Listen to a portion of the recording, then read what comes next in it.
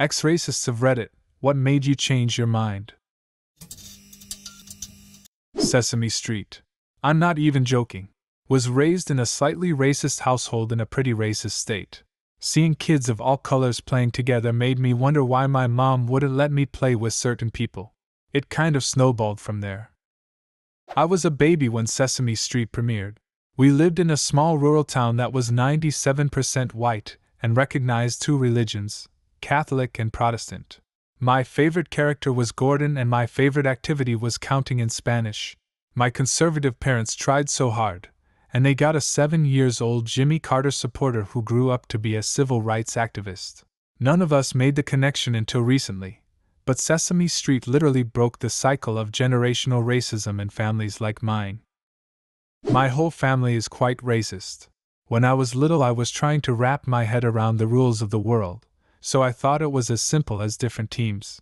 Blacks versus whites was just like the Red Sox versus the Tigers. Then my grandmother starts going on about how horrible Polish people are and how I'm never to talk to them.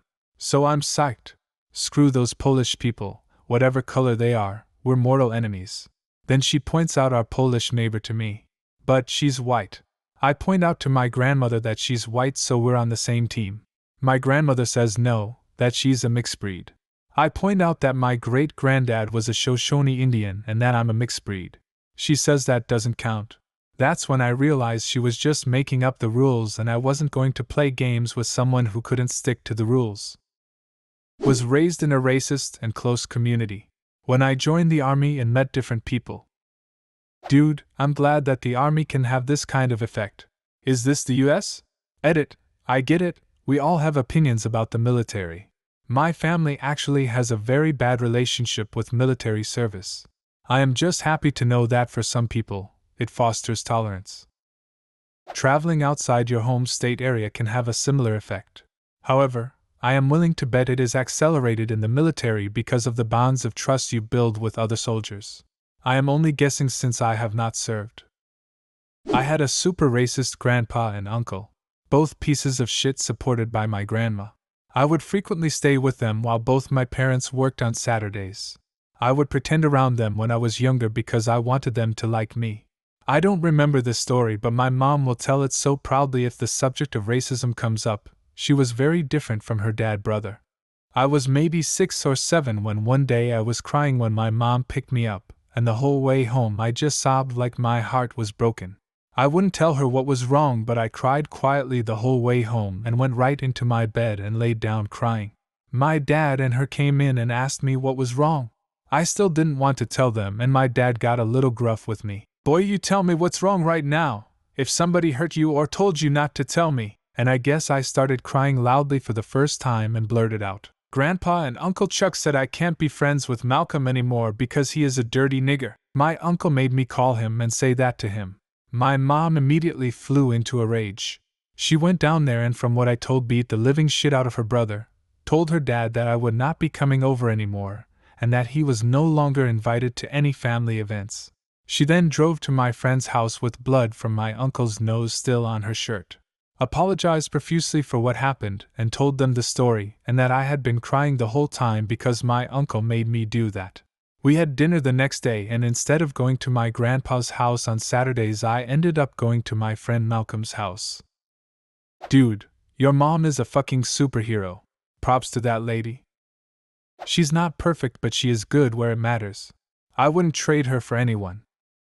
I grew up and moved out of my parents' house. Yeah, I figured out pretty early that my dad was kinda racist when my room would be dirty and he'd say, "It looks like a bunch of niggers live here." I'm Asian and I grew up kind of resenting my parents for being different than my classmates' parents, and I hated that they didn't know how to speak English. I had to translate for them all the time, call phone companies, go to the DMV with them, translate documents, etc., and I grew resentful. So when I was in elementary school, I told them that I wasn't Korean but that I'm a full-fledged American and I wasn't going to speak Korean anymore. I also hated interacting with other Asians that reminded me of my parents, aka textbook internalized racism. It wasn't until middle school, when I had a teacher that validated my culture and actively tried to communicate with my parents, that I realized that bilingualism is an asset and something I should be proud of. Now I'm going into teaching and have done some translating work on the side. People say my Korean is super fluent for an American-born Korean, and I really have my parent to thank for that. Now I'm super regretful for hurting them like that. Just want to say you're not alone in this. Many Asian Americans face the same problem and have a lot of self-hatred, especially when growing up with the white folks. It's great that you're finally able to embrace your identity. Good on you. My uncle used to be the most racist person I knew, and it drove me crazy. But he is an old white man and set in my ways, is what he would say when confronted. It all changed the day his great-granddaughter was born. His granddaughter had married a black man, and he was unaccepting until that baby was born. She had him wrapped around her pinky finger from her first breath. Since then there are several mixed children in the family. It's awesome to see the difference in his behavior. He genuinely loves them all and accepts the racially different spouses of his grandchildren and their children. If he hears anyone being racist, he shuts it down. Oh man. I worked at a doctor's office a few years ago. We had a patient come in, white lady, carrying a newborn black baby. I mean, he was like 2 days old. We chatted a little bit, and she told me she had been on a waiting list to adopt a baby for years. She had gotten a call the night before, saying a woman in Detroit had just given birth and she wants to give up the baby. They asked if she wanted him and explained he was black. She was so excited. She got to the hospital right away. But she told me she had called her parents on the drive over to inform them of the good news. They were elated at first, until they realized their grandchild was going to be black. She told me her parents said that she either chooses them or the baby, because they won't be related to a nigger. She said bye. Hung up the phone with no regrets. She was so in love with that baby. He was a cute little guy. College roommate was Muslim. Definitely was not a terrorist. Kinda already knew my paps was wrong about that, but when you live with someone for an entire year, it takes you from kinda already knew to holy shit, that way of thinking is fucked up. I went away to college. I was a kid in a racist family, and bombs were thrown around the dinner table regularly. I had really only met a few African Americans in my whole life. I was also the first in my family to go to college, other than my brother to seminary for the cult my family is in, which I don't count. My friend Richard Redacted was my first black friend. I think he only liked me at first because he had a crush on my friend Amy, and she would always be at my parties. But we ended up friends for 4 years. I'm naturally sort of empathetic and am good at putting myself in others' shoes. It just sort of dawned on me very early on that I wouldn't speak or act that way if he was around, so I just decided I should never act that way. It took me a little while to forgive myself for being garbage, but I was a kid and literally didn't know any better. Oh yeah, and I fired my shitty family.